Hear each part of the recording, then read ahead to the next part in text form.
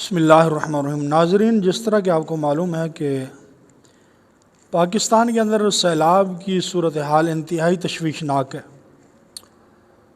اور پنجاب کے اندر کافی علاقے زیر آب آ چکے ہیں، اور اہم مقامات پر جس طرح لاہور ہو گیا، ملتان ہو گیا، سیالکوٹ، گجرانوالہ، ان علاقوں میں بھی ہائی الرٹ کر دیا گیا ہے، بعض علاقوں میں پانی آ چکا ہے۔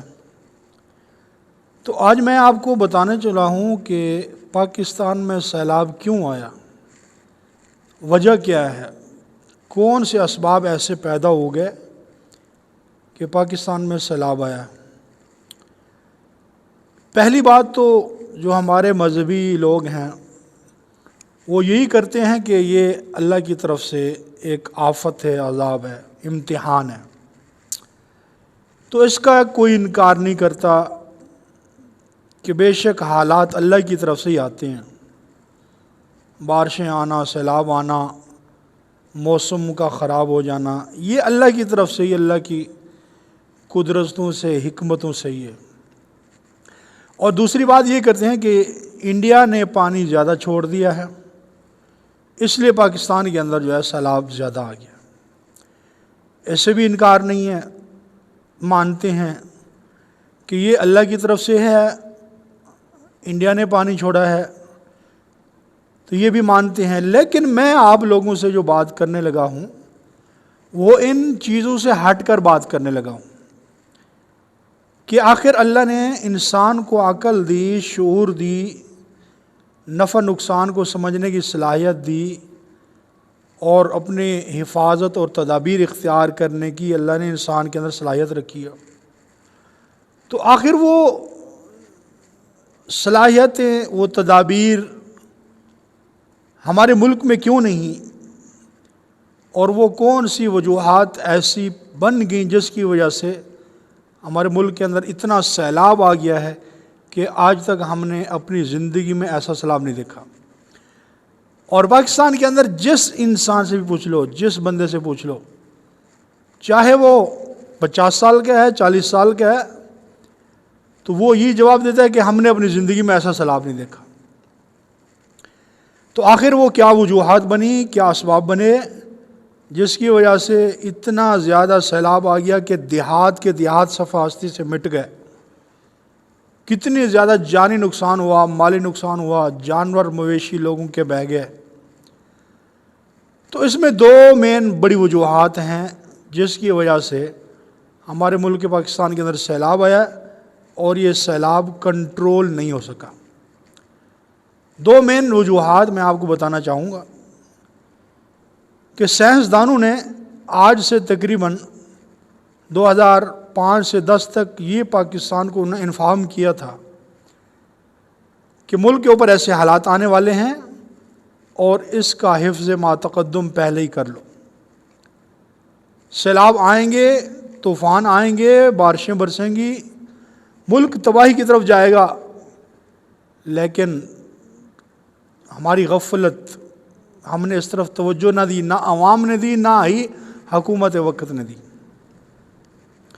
ہوا کیا کہ انتہائی بے دردی سے جنگلات کو کاٹا گیا، وہاں پہ سوسائٹیاں قائم کی گئیں، وہاں پہ دکانیں بنائی گئیں، وہاں پہ محلے بنائے گئے، گھر بنائے گئے۔ تو بے دردی سے ملک کے اندر درختوں کو کاٹا گیا۔ درختوں کو کاٹنے کا نقصان کیا ہوا؟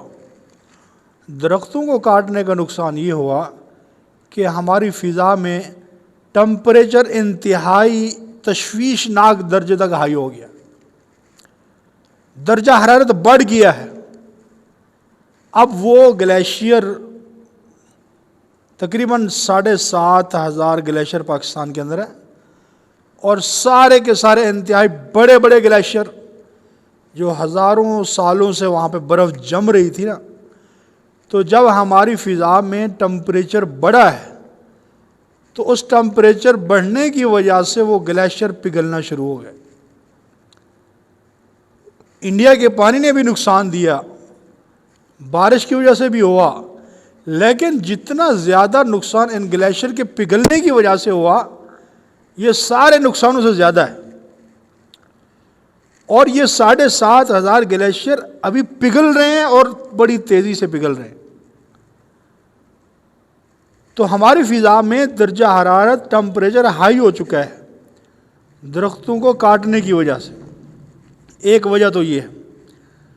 اور دوسری وجہ یہ بنی کہ جو پہاڑی علاقہ ہیں وہاں پہ پہاڑوں کو بے دردی سے کاٹ کاٹ کے ان کے پتھروں کو استعمال کیا گیا، سیمنٹ بنائی گئی، تو پہاڑوں کو انتہائی نقصان پہنچا، پہاڑوں کو کاٹ دیا گیا، درختوں کو کاٹ دیا گیا۔ ایک وجہ مین سب سے بڑی وجہ یہ ہے۔ اور دوسری وجہ یہ ہے کہ ہمارے ملک پاکستان میں چاہے عوام ہے یا حکومت ہے انتہائی غفلت کا شکار ہے۔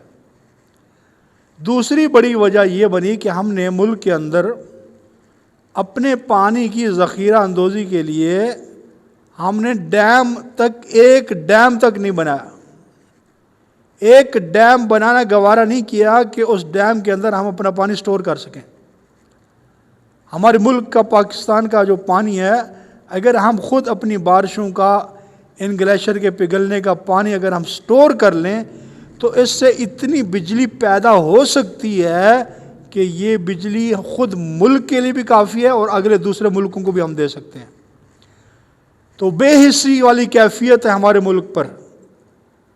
درختوں کو کاٹ دیا گیا، سوسائٹیاں بنائی گئی، آج وہی سوسائٹیاں پانی کی نظر ہو رہی ہیں، تباہ ہو گئی ہیں۔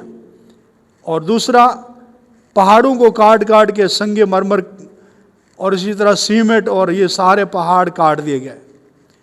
اور تیسرا یہ کہ ہم نے انتہائی غفلت اور سستی کا مظاہرہ کیا حکومت وقت نے، اور ایک ڈیم تک ہمارے ملک میں نہیں بن سکا جس سے ہم اپنا پانی سٹور کر لیتے۔ آج اگر ڈیم بنے ہوتے پاکستان کے اندر تو یہ سارا پانی جو ہے وہاں سٹور ہو جاتا، چاہے وہ انڈیا سے آتا، چاہے بارشوں کی وجہ سے ہوتا، جیسا بھی پانی ہوتا یہ سٹور ہو جاتا، اور کل کو آنے والے وقت میں یہ پاکستان کے لیے پانی ان کی فصلوں کو بھی استعمال ہوتا ہے، اس سے بجلی بھی بنتی وافر مقدار میں، اور یہی پانی ہماری کھیتوں میں، ہمارے دریاؤں میں سارے معاملات حل ہوتے ہیں۔ لیکن اب پانی سر سے گزر چکا ہے، بستیوں کے اوپر سے پانی گزر چکا ہے، اب کچھ بھی نہیں ہو سکتا۔ اگر درخت لگائیں تو اس میں تقریباً 20 سال لگتے ہیں، ڈیم بنانے میں سال لگتے ہیں۔ اب کیا ہوگا؟ اب تباہی اور بربادی کے علاوہ کچھ بھی نہیں۔ اب اپنے کیے پر ہم رو سکتے ہیں، اپنے کیے پر ندامت کے آنسو بہا سکتے ہیں، اپنے کیے کے اوپر ہم رونے کے علاوہ اور کچھ بھی نہیں کر سکتے۔ کاش کہ ہم نے پہلے سائنسدانوں کی بتائی ہوئی وارننگ کے مطابق اگر ہم نے اپنے آپ کو سنبھالا ہوتا، آج یہ وقت دیکھنے کو نہ ملتا۔ تو یہ مین وجوہات تھی جس کی وجہ سے پاکستان کے اندر سیلاب آیا ہے۔